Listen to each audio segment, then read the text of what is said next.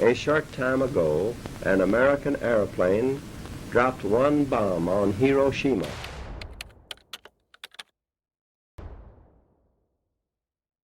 And destroyed its usefulness to the enemy. That bomb has more power than 20,000 tons of TNT. We are now prepared to destroy more rapidly and completely every productive enterprise the Japanese have in any city.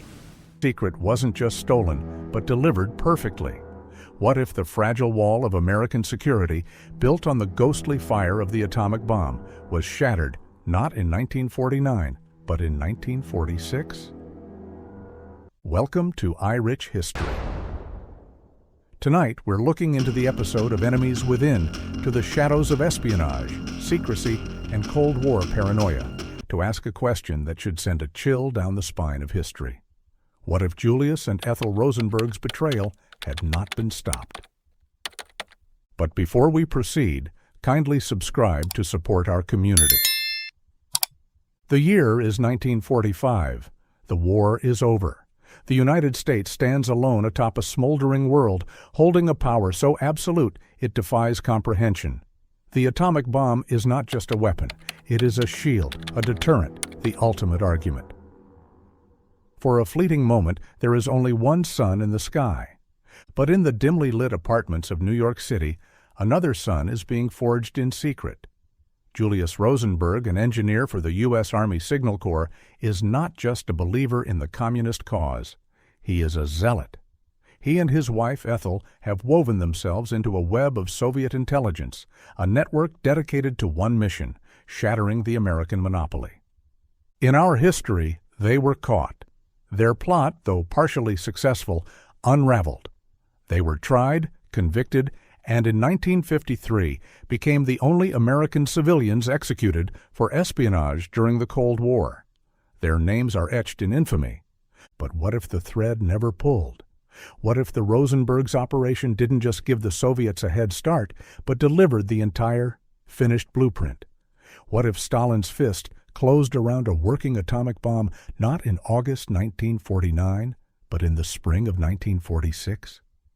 This is the story of that world, a world where the Cold War didn't simmer, it exploded. To understand the magnitude of the what-if, we must first understand the reality. Julius Rosenberg was a hub. Through his contacts, including Ethel's brother, David Greenglass, a machinist at Los Alamos, he funneled a treasure trove of secrets. Sketches of the high-explosive lens mold, crucial for implosion. Descriptions of the core. Notes on initiators. Historians debate the precise value. Some Soviet scientists later downplayed it, claiming their own work was paramount. But the mastermind of the Soviet bomb, Kurchatov himself, noted the intelligence was of great value and provided important clues that shorted our work. The truth is, the Rosenbergs and their network didn't give the Soviets the bomb. They gave them the confidence, the verification, and the shortcuts that shaved years off the timeline. The Soviet test, Joe 1, in August 1949, sent a seismic shock through Washington. The American estimate was that the USSR wouldn't have the bomb until 1953, at the earliest. They were 4 years early. The paranoia of the McCarthy era, the Red Scare, the duck-and-cover drills, all of it was born from that sudden, terrifying realization that they were no longer alone. But what if the shock wasn't in 1949? What if it came before the ashes of World War II had even cooled? Imagine it. July 4th, 1946. A year almost to the day after the Trinity test. In a remote corner of Kazakhstan, a steel tower stands against the dawn. On it is not a clumsy Soviet prototype, but a near-perfect replica of the Fat Man bomb that leveled Nagasaki, built from pristine verbatim plans provided by the Rosenberg network. The flash, the fireball, the mushroom cloud. It is America's worst nightmare, realized 1,000 days earlier.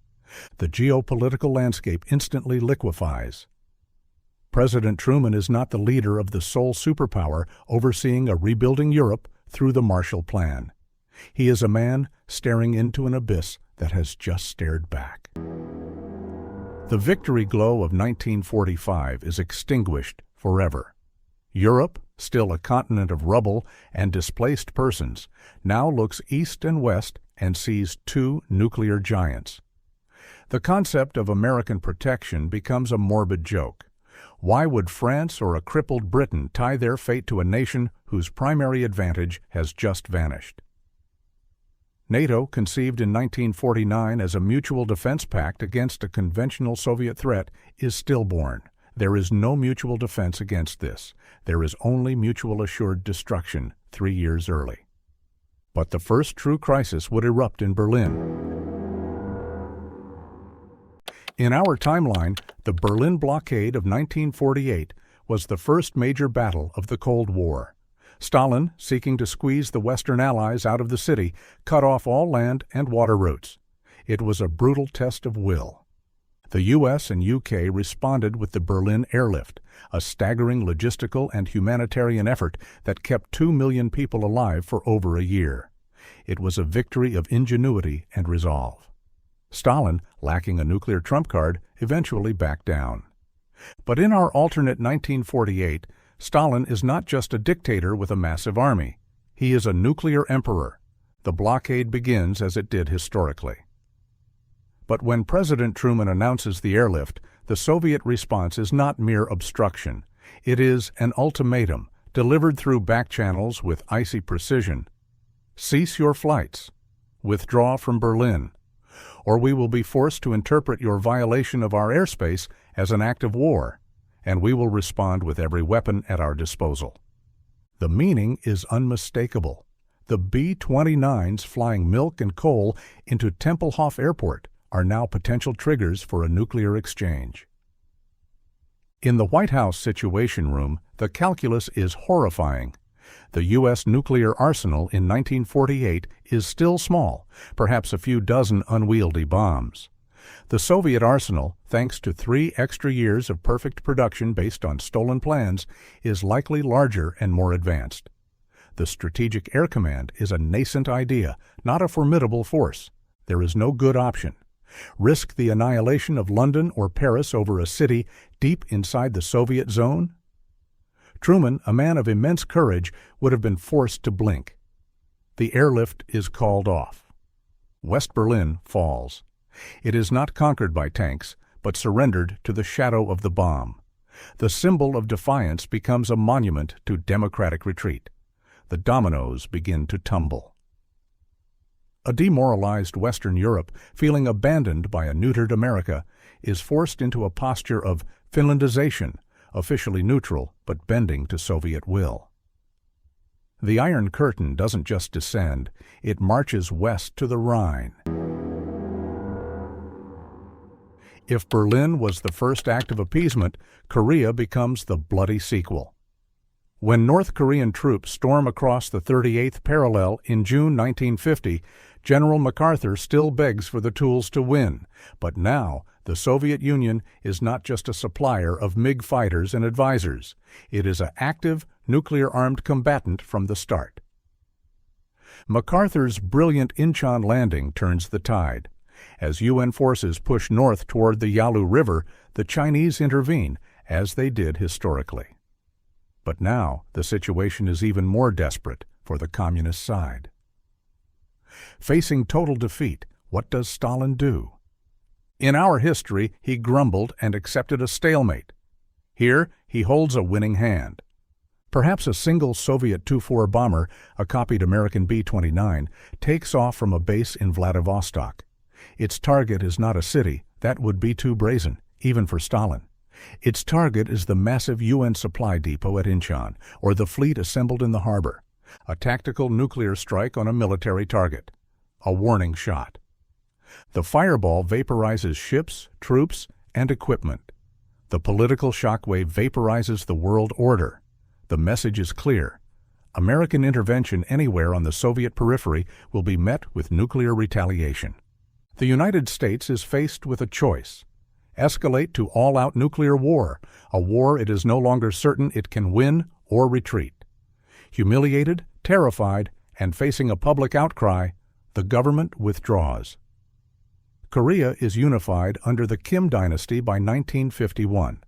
The lesson is seared into the global consciousness. American power has limits, and Soviet resolve is atomic. And what of America itself? The paranoia of the McCarthy era was bad enough, but in this world it is 1,000 times worse. The fear is not abstract, it is palpable. Every city is a target. The civil defense drills begin in 1947, not the 1950s. School children don't just duck under desks, they practice mass evacuations that everyone knows are futile. The hunt for traitors is not a political sideshow. It is a national obsession bordering on hysteria. The Rosenbergs, still undetected and hailed as heroes in the Kremlin, continue their work. Who knows what other secrets they steal? The design for the hydrogen bomb? The location of SAC bases? Senator Joseph McCarthy isn't a demagogue exploiting a vague fear. He is the voice of a terrified nation. His accusations hold the weight of truth because the betrayal is so evident in the world's new, terrifying balance of power. The Red Scare doesn't just ruin careers, it leads to mass internments of suspected communists. The land of the free becomes a fortified state, paranoid and puritanical, its liberties sacrificed on the altar of a security that vanished in 1946. Presidents Truman and then Eisenhower are not remembered as steady hands who managed a long Cold War. They are remembered as the leaders who lost Europe and Asia, who allowed American supremacy to be stolen in the night by enemies within. The core tragedy of the Rosenbergs is not just the secrets they stole, but the trust they annihilated. They weren't soldiers or diplomats. They were a couple from New York who, driven by a twisted ideology, chose to betray their neighbors, their country, and ultimately the very peace of the world. In our timeline, their failure, their capture, preserved a fragile balance. It gave the West just enough time to build the alliances and arsenals that eventually contained the Soviet threat and won the Cold War without nuclear apocalypse. Their execution was a brutal, controversial act, but it served as a terrifying warning to any who would consider such betrayal. But in this darkest of timelines, their success means a world where the United States is neutered before it even understands the rules of the new game. It is a world of American retreat, Soviet ascendancy, and a constant grinding terror that makes the Cuban Missile Crisis look like a diplomatic spat. It is a world where the Cold War might have ended not with the collapse of the Berlin Wall in 1989, but with the nuclear incineration of countless cities in 1952. So I ask you, what is more terrifying, the nuclear standoff we lived through, or the one we narrowly avoided because a single thread in a spy ring was pulled at the right time? History is defined not only by the wars fought and the heroes made, but by the betrayals that failed and the disasters that never were. The Rosenbergs are a permanent stain on our past, but their capture may be one of the most pivotal, unheralded victories of the 20th century. It is a chilling reminder that the line between the world we know and one of unimaginable fire is often as thin as a typed secret, passed in the dark by those we trusted. This is Enemies Within Episode, where loyalty collapses, where betrayal shapes nations, and where the fate of millions can hinge on a single, hidden choice. If this story of a world averted gripped you, then join me on this journey into America's hidden betrayals. Hit that subscribe button, tap the notification bell, and share this video so more people can explore these forgotten what-ifs of history. And remember, history is not just about what happened, but what almost happened.